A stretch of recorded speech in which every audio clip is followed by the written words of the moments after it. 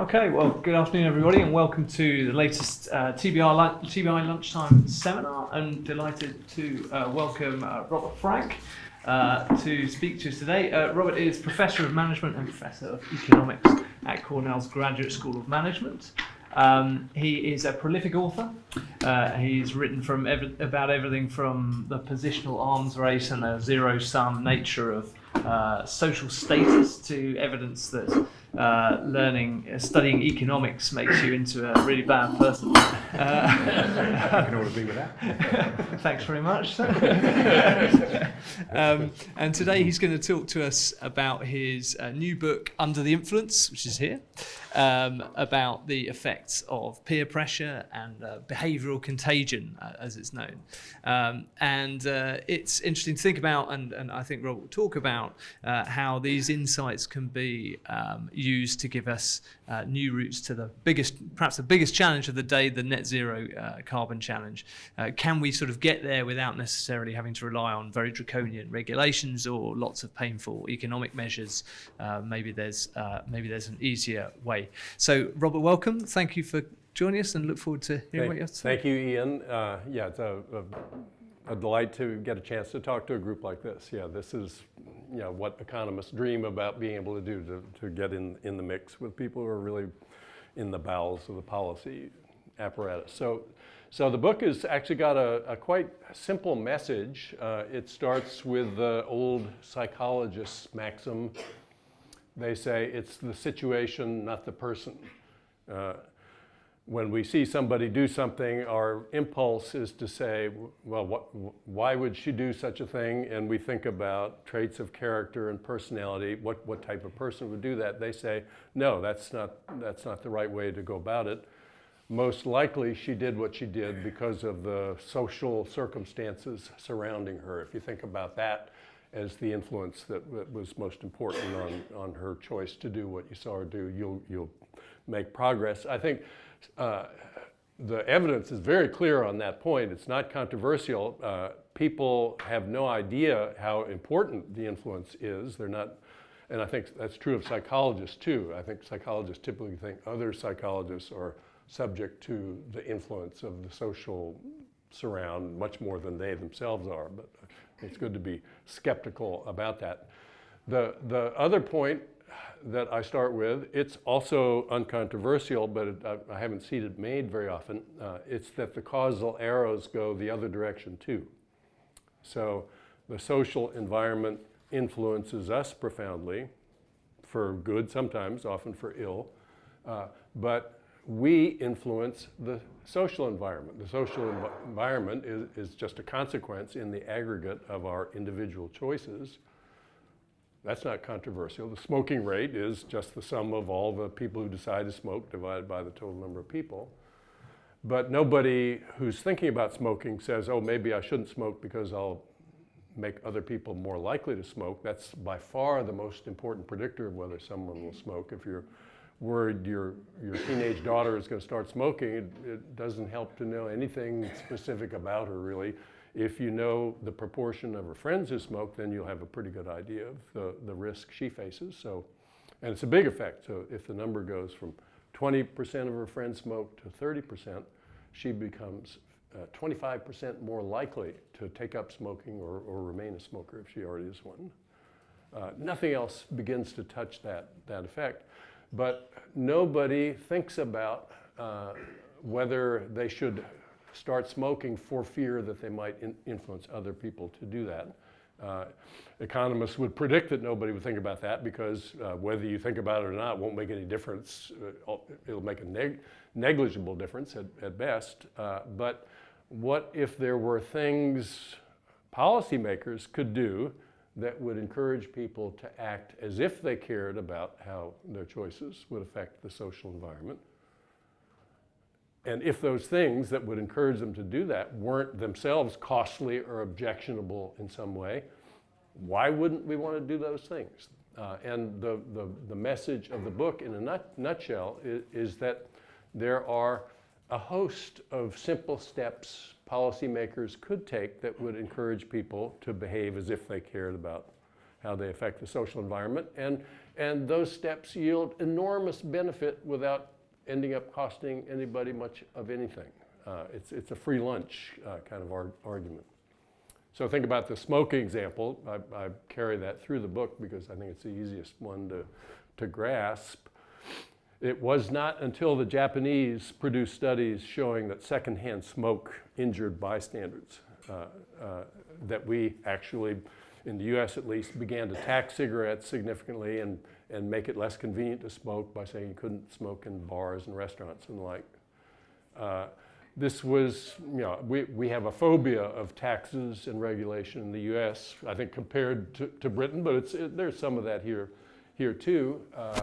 And so unless you can invoke something like the mill harm principle, the only reason the government can tell you you can't do what you want to do is to prevent you from causing harm to others. I read his book as a junior in high school. Yeah, I agree with that. He must have meant undue harm to others. You can't do anything, especially today, without causing some harm, real or imagined, to somebody somewhere. But if what you do causes undue harm to others, that seems like a priori a very plausible ground for encouraging you not to do it. The problem with the rationale we offered for taking that step to discourage smoking was that secondhand smoke damage, though real, is minuscule compared to the damage caused by actually being a smoker. Now, Mill would have said it's not the government's job to protect you from harming yourself. I remember resonating to that statement too when I read it as a junior in high school.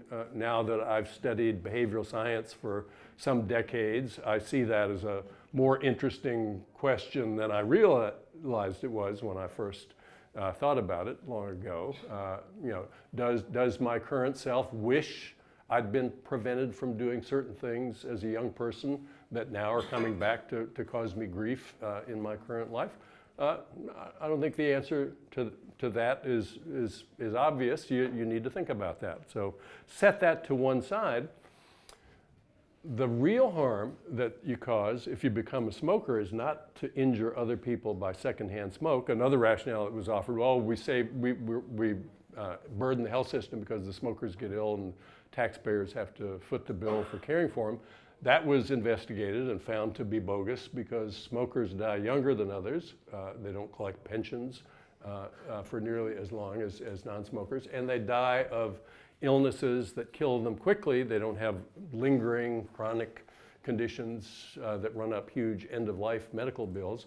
So the smokers are actually a net relief to the taxpayer. So none of the rationales we offered for discouraging smoking really withstand scrutiny, but the idea that if you smoke, you encourage others to smoke, well, that's still not convincing to some people. Well, that's not the government's job to tell you which peer behaviors you ought to avoid and which ones it's safe to copy. That's your job, and I like the sentiment that motivates that concern. But it's not just the people who are influenced to smoke by your decision to do it. It's the people who care about those people. What we know for sure is that in an environment with a high smoking rate, millions of parents who want their kids to grow up to be non-smokers and who have taken every reasonable step they might take to encourage them not to smoke. There's a line you can't cross. If you go too far, you'll make your kid more likely to smoke. So they've done everything they can. We know that millions of them are going to fail to achieve their goal in a high smoking environment who would have been able to achieve it in a low smoking environment. So I have 4 adult sons. None of them smokes. If they'd grown up when I did, I'm guessing 2 or 3 of them would be smokers. And the difference is the smoking rate in the US now is 14%. When I was a teenager, it was 60%. It's just a simple matter that we tax smoking. You cannot explain the reduction in smoking rates as a response only to the tax. We know that smoking is the most addictive thing out there, almost the most addictive thing. A friend of mine who was a heroin addict told me without hesitation that it had been much harder for him to quit smoking than to quit heroin. And people will defy a price increase, an inconvenience increase, and continue smoking. But what happened was that some people didn't start smoking because of these roadblocks. There were fewer peers in groups because they didn't start, and then others didn't start or found it easier to quit. And if you don't invoke that contagion process, you can't begin to explain the sharp fall off in smoking rates that we've seen occur in the wake of adopting those measures. And I'm going to say that was an unambiguously good thing to have done. We raised a lot of revenue. Nobody likes paying tax, but every dollar, every pound you raise in a tax on a harmful activity is exactly a pound less you need to raise from a tax on a useful activity, of which we have many. In the US, the payroll tax is my favorite example. Why should we be discouraging companies from hiring workers by taxing their payrolls? That's what we do. We shouldn't do that. And if we taxed harmful activities, we could reduce the taxes on beneficial ones. So that's the basic ideas. I'm glad I clipped a screen capture of Rachel Meager's tweet from last fall. She found a teenager who had written on his Tumblr page, "I've always been told not to give in to peer pressure, but I've never been told not to pressure my peers." Peer influence is hugely important. It matters to us. We can shape it both in ways that would reduce negative peer influences on ourselves and encourage positive ones. Why not explore whether there are profitable opportunities to do that? The book argues that this is a public policy greenfield, I call it. Is the term familiar in the UK? Greenfield, it's a venture capitalist term in the US for a incredible new investment opportunity. So the iPhone gets released, all of a sudden there are 30 or 40 products and services that couldn't have existed except for the presence of the iPhone. Companies rush to bring them to market. Here, I think if you see the effect of influencing the social environment, how strong that effect can be, it's a public policy greenfield. There's all sorts of free opportunities to take advantage of this. I wanted to show you quickly an example of a peer effect that is more vivid and more convincing to me of the power of this kind of influence than anything else I've seen in the many years I've been thinking about this. Most of you are too young to know who Alan Funt is. He ran a program in the US, Candid Camera. He would put people in odd situations and film what they did. If you don't know him, Google him and watch some of the clips on YouTube. Yeah, you're old enough to remember. So in this scene from a film, he advertises a great job. It's got a high wage, and there aren't burdensome degree requirements. The hours aren't trouble. So lots of people would love to have this job. They apply. He invites them in to be interviewed. The candidate shows up. An assistant ushers the candidate into a waiting room. There are 4 others seated there already. We, the film viewer, know that they're Confederates of Alan Funt. The subject, of course, doesn't know that. So he sits down. The film goes on about its business, other episodes. Keeps coming back. The guys are sitting there not talking to one another. And finally they come back and they do a close-up of the subject. His face is impassive as it's been, but then suddenly he looks agitated. And why is he agitated? The camera pans back and we see him looking around. He's agitated because the other 4, at no apparent signal, have risen from their seats and have started taking off all their clothing. And he looks more and more agitated, but then suddenly he looks calm again. He stands up and he takes off all his clothing, and then the scene ends. They're all 5 of them naked, standing there waiting for what comes next. I saw the film, it's got to be 30 or 40 years ago, and my reaction was, no way I would have done that. And I don't know how many people he had to run through the drill to get somebody to do that, but there were more than one in the film who did do that, so it's can't be that rare. And this is usually seen as, oh, yeah, this is the folly of being influenced by your peers. But think about it from the point of view of the job candidate. You know, he got there last. He doesn't know what's going on.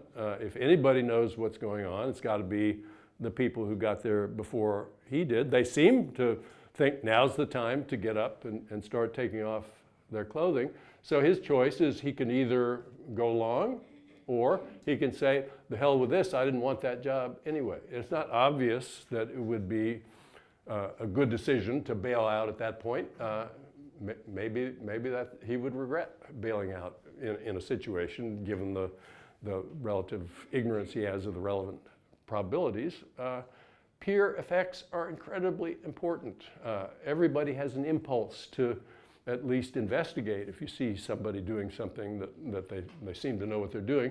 You know, I don't know much about the complex world. Most of you don't know much about it either, but collectively we know a lot about it. And if you see a group of people confidently behaving in a way that's unfamiliar to you, it's probably a good idea to at least have an impulse to investigate whether it might not be worth figuring out whether you ought to be doing that. It doesn't mean you ought to be doing it, but you should at least have an impulse to investigate. So this is the impulse that the book is about.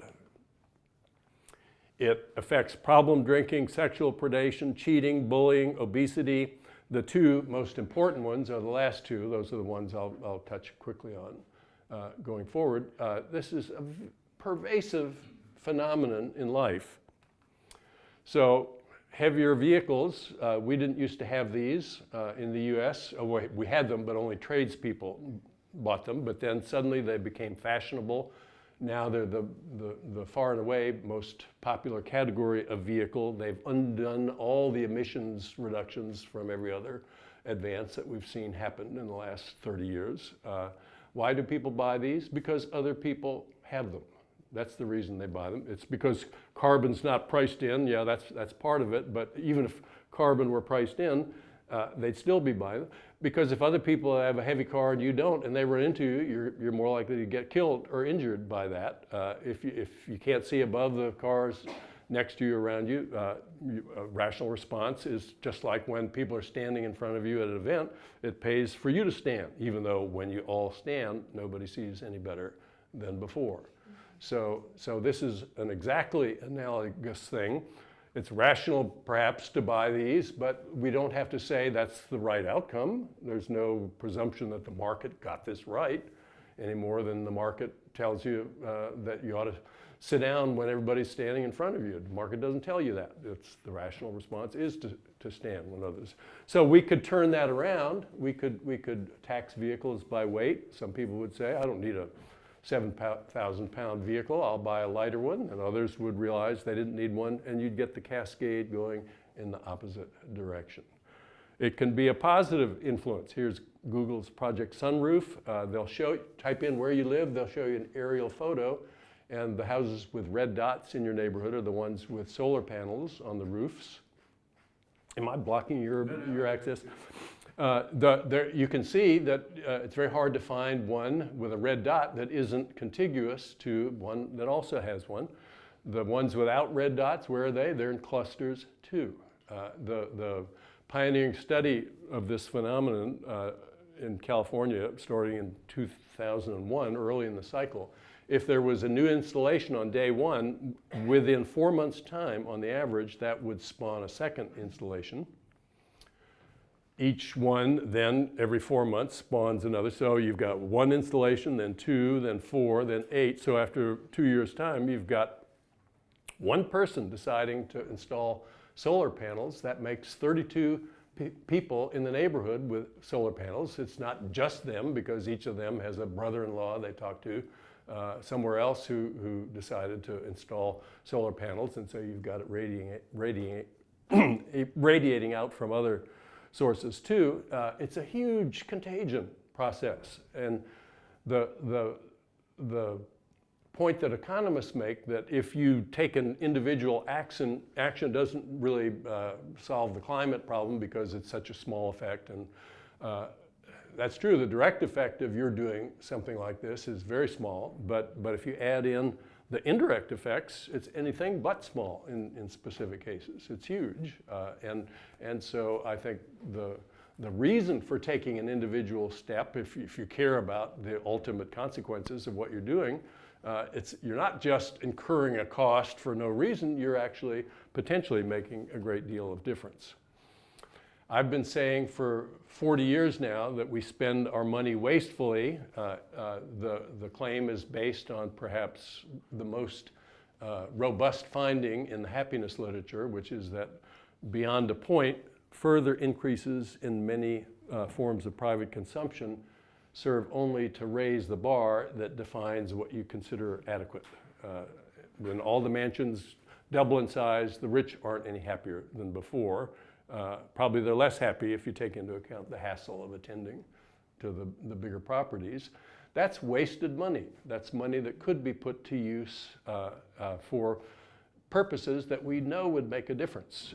I estimate that the waste of this sort is in the US economy at least $2 trillion a year, which is more than enough to fund the Green New Deal proposals out there with money left over.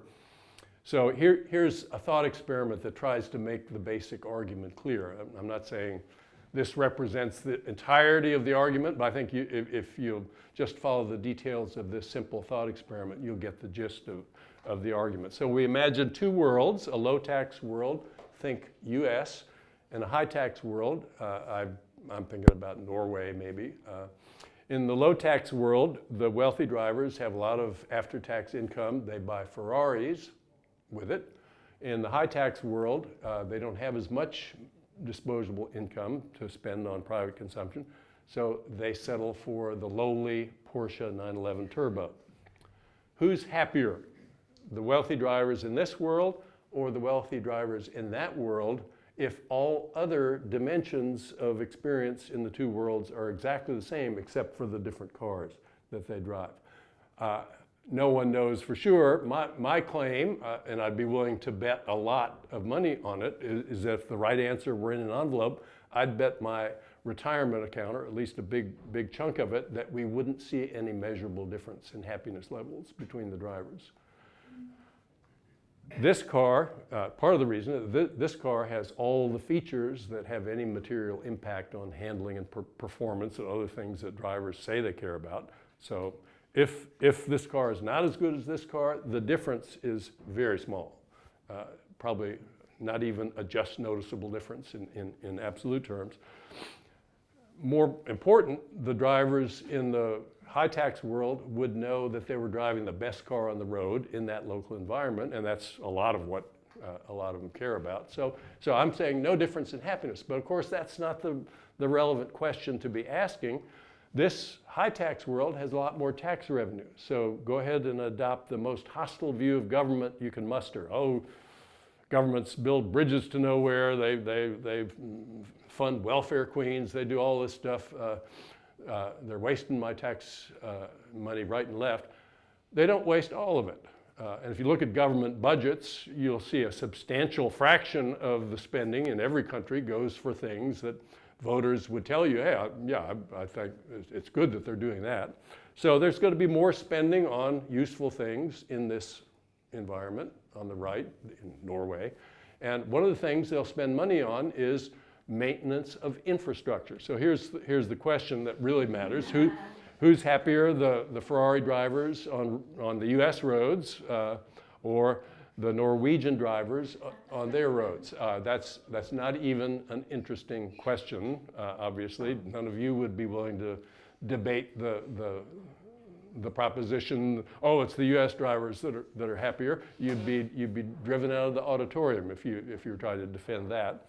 And so I conclude from that higher taxes on the rich wouldn't hurt them at all. It's free money. We could take that money and spend it on useful things, on the Green New Deal, and they wouldn't even have to make any painful adjustments at all. Can you imagine a claim that sounds more squarely like a snake oil claim than that? But try to attack it. Where's the chink in the logical chain? Beyond a certain point, it's further increases in private consumption that have no impact. You want to attack that. That's a pretty durable and well-supported claim from the literature that it's relative income that explains who. So here's the thing I now have considerable regret about. As I say, I haven't made much progress with this argument in 30 plus years. And I think part of the reason is that I didn't invest any energy until just recently thinking about the obvious question that the argument raises. If the wealthy would be way happier giving up some private consumption and seeing those dollars or pounds go to fund valuable public investments, why don't they vote for people who would do that? What a great, that's the, if you're so smart, how come you're not rich question. Why didn't I think to pursue that question long ago? I've been thinking about it, and I now have an answer to it, a tentative one, because the people who are opposed to politicians who would do that suffer from what I'm calling the mother of all cognitive illusions. I call it that just because I think it's been the most costly by far of any of the cognitive illusions that behavioral scientists have come up against. So quickly I'll explain what the argument is. Which square is darker, A or B? Which square looks darker, A or B? Somebody willing to say A just to keep the ball rolling? It's a no-brainer, I thought. Somebody asked me that. Of course, A is darker. And then, of course, the person who showed me what's called the checker shadow illusion explained to me, no, the two squares are exactly the same shade of gray, A and B. I said, that can't be right. He explained to me the logic of the illusion, which is that the same amount of light comes off of A and B. It enters the eye equally. It gets fed to the visual processing centers of the brain equally. And so why doesn't the brain see them as equally the same shade of gray? Because the brain also has one other piece of information, which is that B lies in the shadow of the cylinder. And so the brain knows, without being consciously informing you of that fact, that B is really lighter than it appears. And so the brain, on the fly, makes an automatic adjustment to tell you that B is lighter than A. Your brain's trying to tell you what the world really looks like out there. You would want your brain to do that. You don't want your brain to misinform you about the nature of things. So I said, yeah, boy, how interesting that is. But then I looked back at the diagram and I said, no, that can't, I still don't believe that can't be right. But then I got my graphics program and I joined A and B with a strip constructed to be the same shade of gray as square A. Find the contrast. Find the contrast. I couldn't find, only when I did that. I could not believe that the two squares were the same shade of gray until I did that. And I showed my wife this illusion. I said this was a very upsetting experience to me. Really, it was a humbling experience. And she said, good. So the point I'm trying to make is that you can believe something has to be true, but it's not true. And it's not because you're stupid that you believe it so strongly. It's that the brain has its way with processing all the complex signals it has to deal with. And this is just a side effect of its best attempt to render sense out of all that complexity. So now you're trying to figure out, how would a tax increase affect you? I'm a rich guy, they're going to tax me. How do I feel about that? Well, the natural cognitive strategy is to think back to the last time that happened. How did I feel about it then? If it didn't bother me, then maybe I'll listen. So I try to think back to the last time they raised my taxes. That doesn't work in the current environment. Why? Because ever since World War II, in the US at least, the top tax rate was 92% in World War II. When I graduated Georgia Tech in 1966, it was down to 70. Reagan's first term, 50%. It's now 37%. There have been a couple of tiny little blips along the way, too small to notice or remember. So you can't think about how higher taxes would affect you if you're a top earner, because you've not experienced that during your lifetime. What's plan B? You tried that strategy, it didn't work. What do? Oh, I know if I have higher taxes, I'll have less money to spend. How will that affect me? Oh, I'm getting some purchase now because in my charmed life, even in my charmed life, there have been times when I did have less money to spend. So maybe I had a bad business year or a divorce or a house fire or a health crisis. My kid got arrested. I need to hire an expensive lawyer. There's all sorts of things that happen. What's true in each of those cases is that you have less money, but everybody else has the same amount of money they always had. What's not true about a tax increase is that you have less money and everybody else has the same amount. You have less money, but so do they have less money. And if you're worried about being able to buy those scarce things you want, everybody in New York wants this apartment who might conceivably be able to afford it. Only one person gets it. Who gets it? The high bidder gets it. And if your taxes go up and their taxes go up, the high bidder is exactly the same guy as before.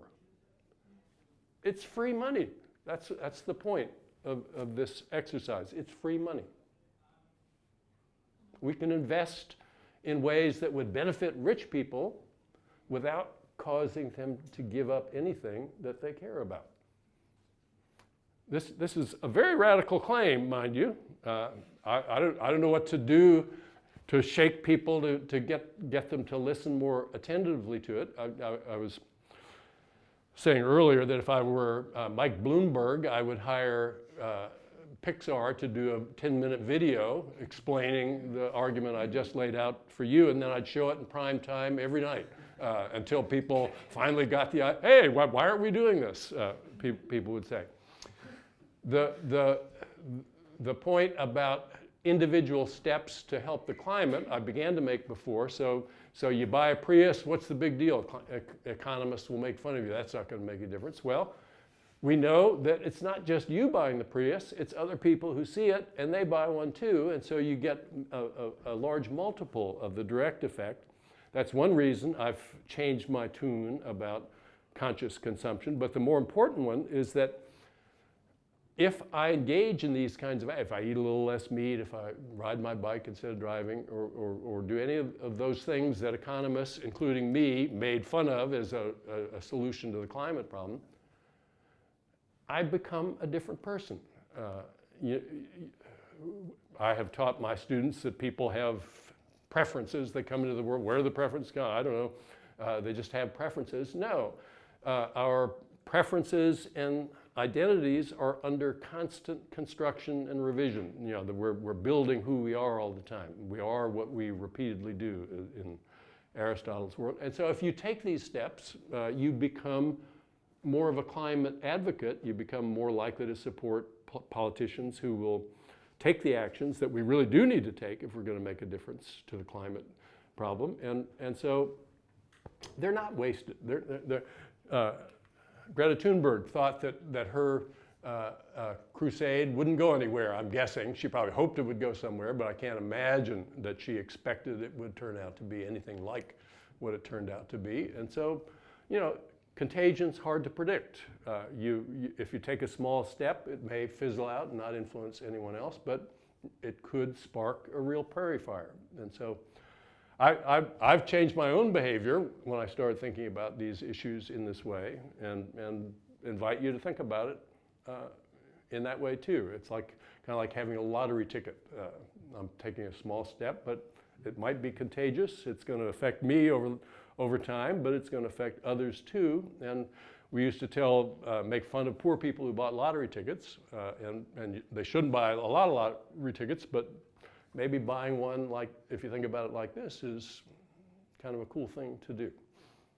That's a quick summary of what's in the book. Tell me what you want to do with the rest of the time we got. Great. Thank you very much, Robert.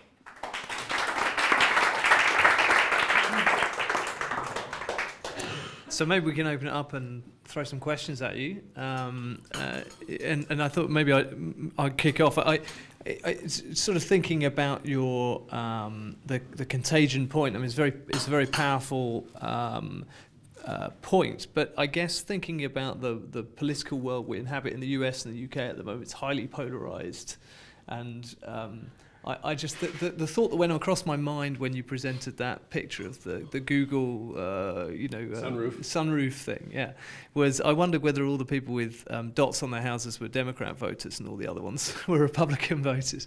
And so, is there a risk that you get this kind of yes, you do get contagion, but you get a kind of you backlash get anti-contagion the other way? too. Yeah, that's definitely a real phenomenon. In fact, I think that's one of the biggest challenges out there when there are ideas that would make a difference. How do you persuade people who think they're on the opposite side from you to even think critically about the ideas?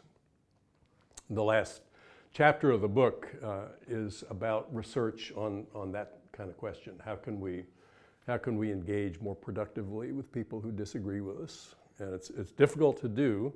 The one reliable finding from people who study conversations is that if you try to persuade somebody directly to change their mind about something, that's often counterproductive. But if you just listen and let the conversation go where it will, and if you find an opportunity to ask the right question, often asking the right question gets people to discover something about the idea that you're talking about that makes sense to them in a way that it wouldn't if you explained it to them directly. And I'll just describe a simple example of this.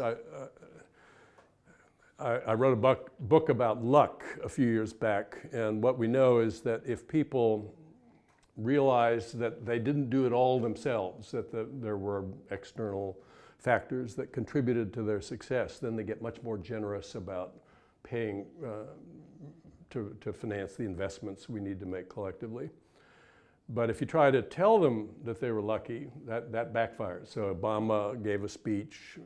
It became known as the "you didn't build that" speech. He reminded businesses that they'd shipped their goods to market on public roads, that they'd hired people who'd been educated in the public schools, they'd been protected by police and firefighters that the community hired, blah, blah, blah. They were outraged beyond belief. There were millions of angry comments on the internets, and it was just a spectacle. If instead you talk to a successful person and you ask, can you think of any examples of times when you were lucky along the way? They don't get angry at that question. They don't get defensive when they hear it. They think for a minute, and their eyes light up when they can remember an example. Oh, there was this time some teacher kept him out of trouble in the 11th grade or whatever. Oh, I got a promotion when the guy who was more qualified than me couldn't do it because he had to care for an alien. They'll think of a couple of examples and describe them to you, and then suddenly they say, why are we investing more in the inner city schools? They'll volunteer that without you going there to tell them that. So I think we know about a lot of policies that would work. I think trying to figure out more policies is maybe a lower productivity venture than trying to figure out better ways to communicate about the policies we have that we know would work if we could get people to agree to adopt them. So I think funding that effort and pursuing that is something I'd highly endorse to people who are wondering what to do. Okay. What's that? Take it forward from there, Steve. Sure. So just thinking then, so why are some countries, I'm thinking of sort of Scandinavia or the Nordics, so different in the way they approach luck and merit and success than the US? Is it a question of ideology? Is it a question of pre-existing structures, or is it just Nordic people are more sensible than Americans or Brits perhaps? I mean, what's the sort of source of the difference here? I really, that's a great question, and I don't think I have anything much intelligent to say about it, except what you often hear in response to it is that they're so much more homogeneous, and I think one of the reasons that people who are successful in the US don't want to be taxed is that the revenue will be spent on people who are not like them, people they don't want to see get the money. And if you feel like it's all us, then maybe you're less resistant to chipping in for us. But that doesn't seem like a wholly satisfactory. You get used to the idea of paying higher taxes if you've been paying higher taxes. So everything's path dependent. How you got there in the first place is an interesting question, but I think once they're there and they have education funded, they've got healthcare funded, they've got retirement funded. If somebody would propose a tax cut that would get rid of one of those things, you'd see massive resistance to that. And I think you'd see that in the US too. If we were there, we're not there, so it's always hard to change. What do you think the implications are for policymakers and policy making? Because what you're talking about is saying it's not about tax, it's not about legislation per se, it's about behaviour and about the behaviour of people around you. So obviously you get there's a lot of research being done in this country about if you send people letters saying your peers are paying their taxes or this kind of stuff. But to make those kind of policies requires policymakers to think about their policy area in quite a different way. What's your sort of advice to government as to how they kind of approach that and how they can use the lessons from this book to be making policy in particular around net zero? Quick follow-up, it's very related. In that you seem to outline that contagion can have positive effects, contagion can have negative effects, and all it takes is one person to start it off. Of those three areas, where is the most bang for the buck for government? Is it enabling the contagion, enabling the first one, or putting its efforts into stopping the negative ones and letting the positive contagions go on their own? Well, if the environment has a negative effect, you should look for ways to discourage that environment. If it has a positive effect, you want to encourage it. I'm an economist. I'm a charter member of the Pagoo Club. I don't know if there's such a thing here. It was started by a conservative Republican economist in the US. If you're a member of it, all you have to do is state publicly that you think taxing pollution is the best way to deal with pollution. This is the view pioneered by A.C. Pagoo in his 1920 book. There are right-wing extremists in the Pagoo Club. Paul Krugman is in it, I'm in it. It's a relatively uncontroversial view that firms pollute because it's costly to filter the smoke out, and if you charge them for the amount of smoke they dump into the air, they will become suddenly very clever at figuring out cost-effective ways of getting the smoke out, those who can. And those who can't, well, we don't want zero smoke as the solution anyway, because it would be too costly to get all the smoke out. We're looking to get the optimum amount of smoke removal, and the pollution tax gets you the fairest, most efficient path to that solution. We've done it in the case of SO2 in the US, in other domains too. Subsidies, in the case of a behavior that, we did subsidize the installation of solar panels that got the process going there, and there are many more opportunities to do that. So I like taxes and subsidies, especially since the revenue from the tax can be used in a second way, which is to reduce taxes on activities that are good for us.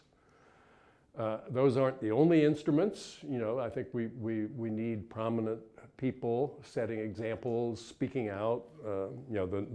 The utility notices that you use more electricity than your neighbors have been very effective. There's a whole laundry list of things you could consider doing. But I think the big hurdle I see when I talk to people about, that's not the government's job to be tinkering with the social environment. Well, why not? We got to tax something. Why do we tax useful things when we could be taxing behaviors that cause manifest harm to other people?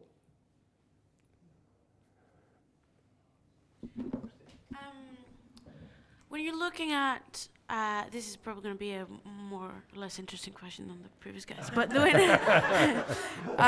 when you're looking at Contagion, there's sort of like a very often commonly seen curve where you have like the first adopters, they'll do it and they don't care if other people have solar panels. Yeah. And then that'll spill over to their neighbors, conservatives or non-conservatives. And then when it becomes like the norm and it's cool, everybody has it at the end. And a big issue a lot of the times with getting government to adopt this kind of philosophy is either that it's very difficult to measure the spillover effects, or that it's not value for money because subsidizing will only make it cheaper for the people who would have adopted it in the first place. That's one of the objections to the solar panel subsidies, is that the rich people were the main recipients of them. Or any sort of activity. I mean, it's, to the best of my knowledge, is a big point of conflict for R&D subsidies as well. Like where, so basically what is, and I guess I was thinking about that when you were showing the solar panel picture. What is the point in that curve where you start subsidizing adoption that would not have happened otherwise? And if it's not the beginning, because these guys would have done it, they're the pioneers in that curve, so would have done it anyways. Like, and obviously by the end, it's become cool, so the government intervention is not needed. Like, what is the point in that curve by which you're saying, I am now basically subsidizing Contagion?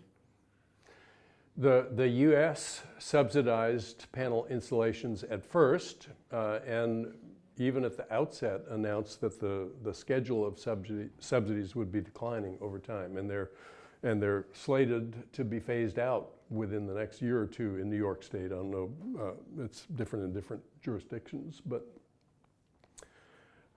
I mean, once the process is well launched, it's now the case that it will be economically in your interest to install solar panels even without subsidies. It was not initially true, and so I think without the subsidies you wouldn't have, I mean, some people would do it just to be cool, or, you know, I read about a guy who bought the Tesla roof tiles. It looks just like normal roof tiles, but it was $100,000 to put roof tiles on a crummy little house, and they don't even work very well, but he wanted to be an early adopter. He did it anyway, but mostly you don't see. Do you have solar panels? Do I have?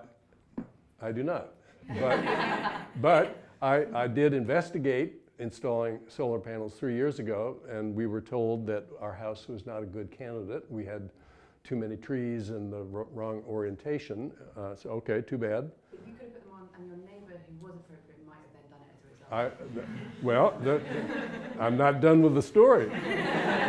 They came back to me last year and said, well, now we've got something for you. We're building a solar farm right outside of town here. You can buy a share in it. And I'm so glad I was not a candidate for rooftop solar, because it's a way better arrangement to buy a share of I'm now an investor in a solar farm, and I get very cheap electricity for as long as you know, I think it conveys with the house if we sell it, and the orientation is just right of all the panels that I own a share of in this farm. So, and the Contagion part, I said, well, what about the Contagion part? It said, we've got a sign.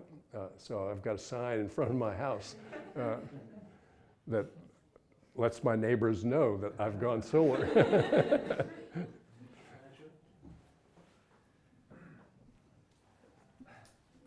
On the argument about tax, I was wondering how this overlays with, my understanding is that some hesitancy around tax from lower income earners is particularly in the US, is that if they were rich one day, they wouldn't want to have to pay the tax. So it's like it's another step when they're thinking about tax. Yeah. It's not what happened last time to me. And I wondered how that overlays. See, all the arguments that I make in the book are about things that we could do that would, in effect, make the economic pie bigger.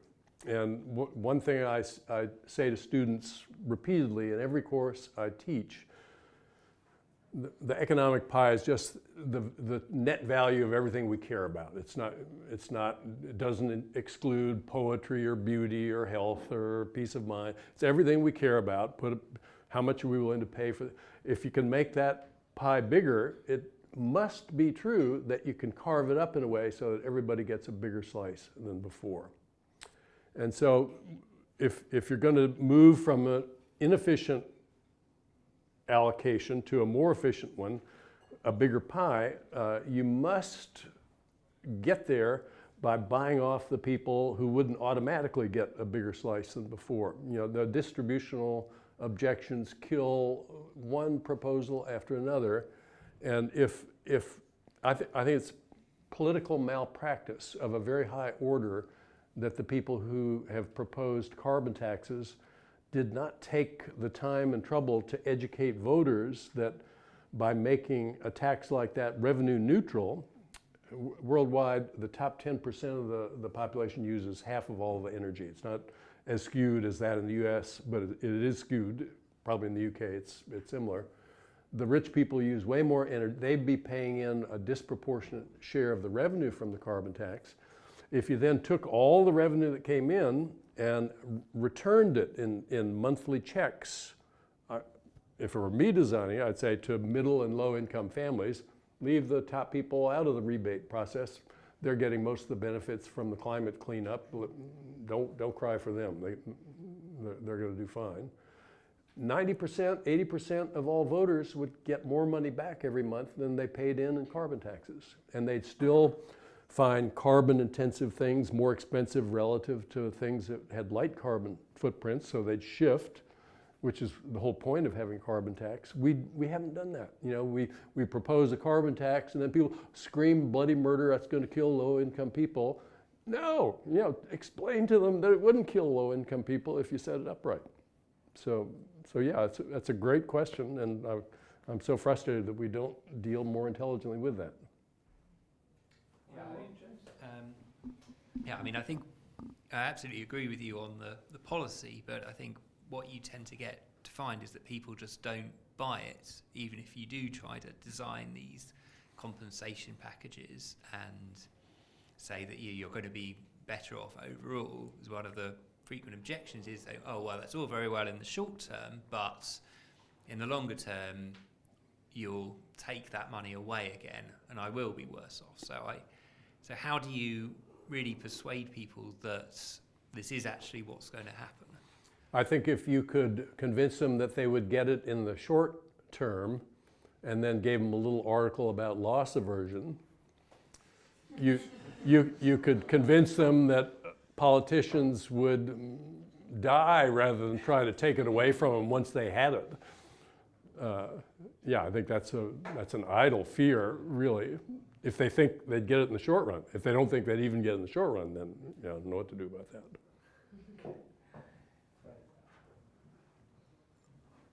Okay, well, we're pretty much time up there, Robert, but thank you very much it's been a really fascinating discussion. We're thinking a lot at the moment about net zero policy and like whether you focus on policies that people don't notice in their lives, and one of the things that your comments will make us think about is how much you actually should focus on things that might trigger other people to follow. Good. So it's a really interesting topic, and thanks very much for coming in. Thank you for having me. Yeah, no, great to get a chance to talk to you.